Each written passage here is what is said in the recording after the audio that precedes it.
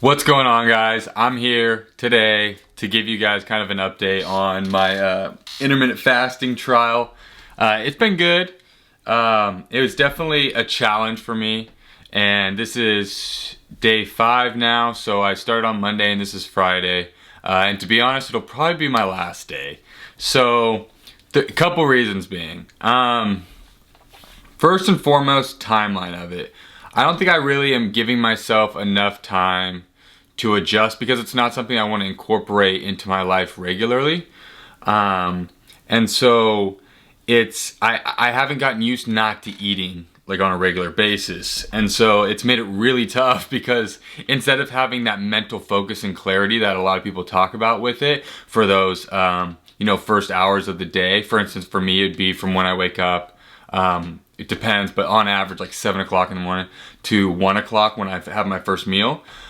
All I'm doing is thinking about food because I'm starving. So it like kind of backfired in a way with the mental focus part of it.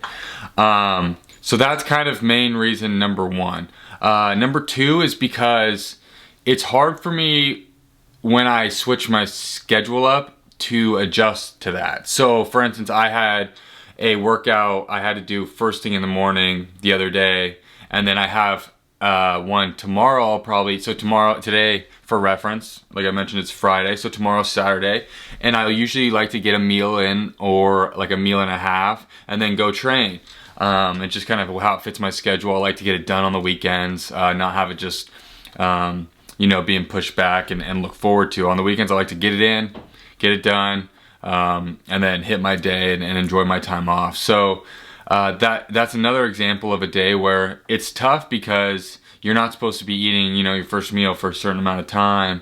And for me, like I said, it's 1 o'clock. And so I'm having to train fasted. And then from going fasted workout, say I start at like 8 o'clock, finish, if I do some cardio, around 9:30ish, and then I'm not eating till 1. And that's where I find it difficult. If I had the same schedule every day, like my normal work schedule where I work out around, say 5 o'clock p.m., then that's one thing because then I can get some food in me beforehand. But for where I'm at now, it makes it really difficult when I have something like the weekend or things like that where I like to train a little bit sooner. So that's kind of reason, I would say, number 2. And then reason number 3, and I think this is the last reason, but this is something difficult too, is getting in my nutrients in that window. And of course, because I'm dieting, getting in 150 grams of carbs in an 8-hour window is not difficult at all. But even like my protein, hitting my protein numbers has been kind of tough, especially when you have the 8 hours, but you're not just sitting there eating, like chilling in those 8 hours. I mean, some people are, but for me, like, I'd eat, I'd go train. That's a amount of time, that's taken off of that 8 hours. And then, whether I'm working on things or running errands or whatnot.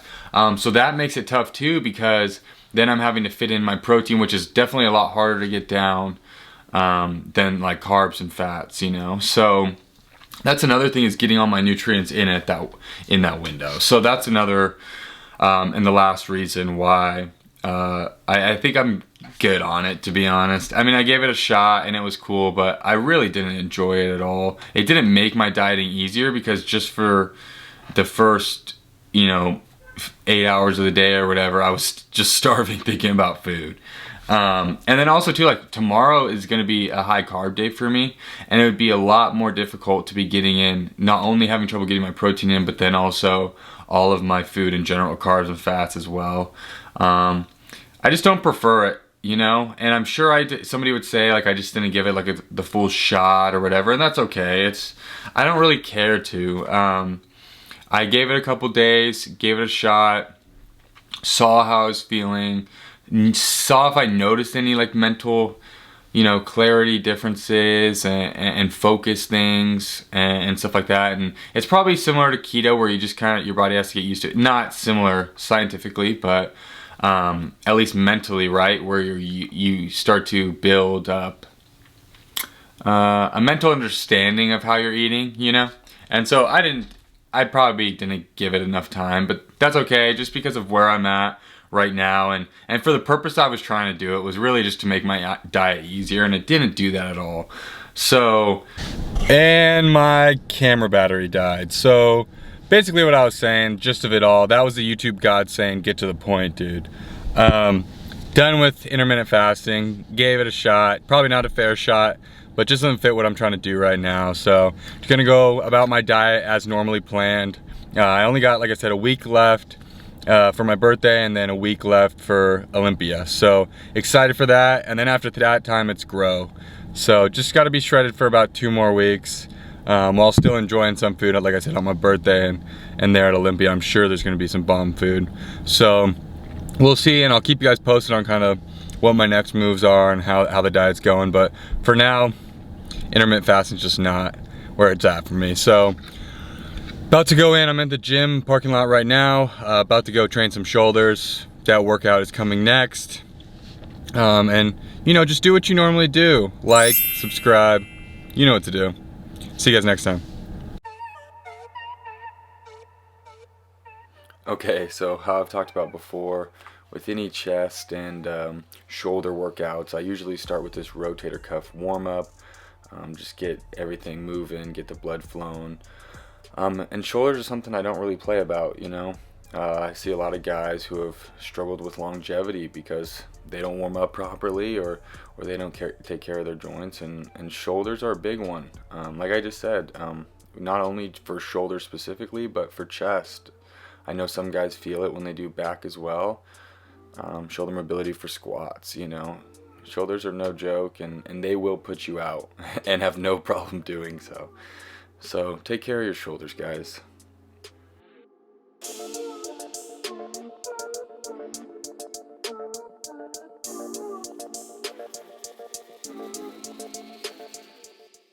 Alright, so starting off with the first exercise here, cable rope pulls.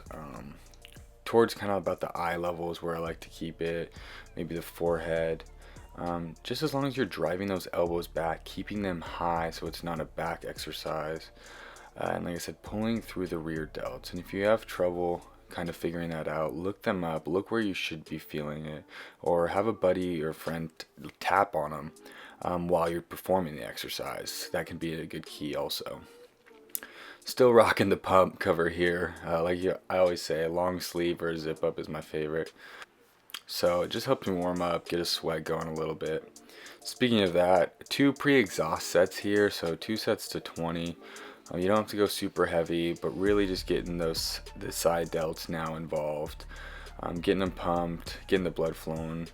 And like I said, a little pre-exhaust before we go heavier. There we go. Pump cover is coming off now. But yeah, like I was saying, you know, just really making sure that I'm getting those shoulders warmed up. So then when I go heavier, because at the end of the day, with any muscle group, you don't want to go just light. You don't want to go just heavy, you know, with different muscles. I believe in incorporating kind of a mix of both. So of course, even on something like this lateral raise, I like to push the weight. I like to go a little heavier, and going those 2 sets of 20 first, really pre-exhausting, helps with that mind-muscle connection when I go heavier. I don't know if any of you find that as well, but when I pump up the muscle first, or at least get a little fatigue in there, I find that it's easier to then feel the muscles when I'm pushing it, you know, at a heavier rate. Where if I start off heavy, sometimes that activation and the muscle activation isn't necessarily there right away. And that's something I'm practicing, and everybody's practicing every single day, is accessing those muscle groups, because at the end of the day, you could hit 5 reps and they'd be more effective than somebody doing 10 if your mind muscle connection is better. You know, if you have better muscle activation, if you're just more of a seasoned vet with that movement. Like anything, I'm sure some of you who have started out, even something as simple as a dumbbell press, right? Just getting the stabilization and form down. You can look kind of funky doing it the first time around. And so as you get that form down, as you get the connection down of where you're really truly supposed to be feeling it, that allows for just better all-around reps, which in the end turn into more efficient reps. And so if you can be more efficient with less movement, to me, why would you not, you know? And I think I found that, you know, as, oh yeah, that was me dying like halfway through. But speaking of that, you know, not to cut myself off, but this is something here that I think is really important to talk about, because I like to work on some eccentric things as well. And eccentric work can be really tough when you're by yourself. But this is an exercise when you can really swing everything up. So you're kind of taking that concentric away, or cheating at least a little bit, to where you can really focus on the eccentric, bringing it down at a slow rate.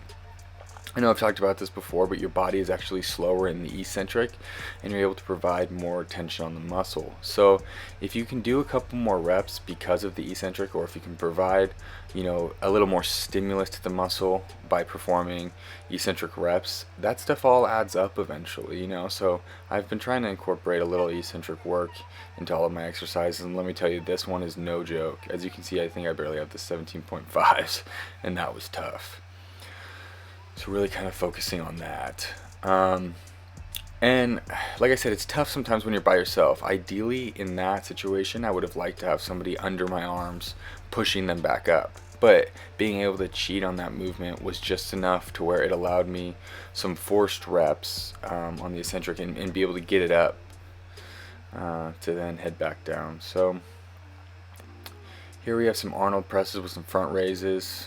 I went kind of a heavier front delt movement with the dumbbell presses earlier, the seated dumbbell press, and so now kind of almost a burnout with the Arnold press and front raise. Just another point too, while we're on the topic of front delts, I think it's really important to mention, if you want to build rounded, developed, you know, bolder shoulders, quote unquote, train that way. Do your homework on different exercises to round out your rear delts and your side delts, and not just your front delts, because a lot of front delt movement gets done. A lot of beginners do a lot of front delt stuff with the presses and the raises. But really do your homework, and I hope this video is a good example of some of those exercises. But I always encourage people to look into more, find out what feels good for you, and what works for you, and what exercises you like, and if you want those shoulders, train like it, and don't just focus on the front delt and the pressing movements.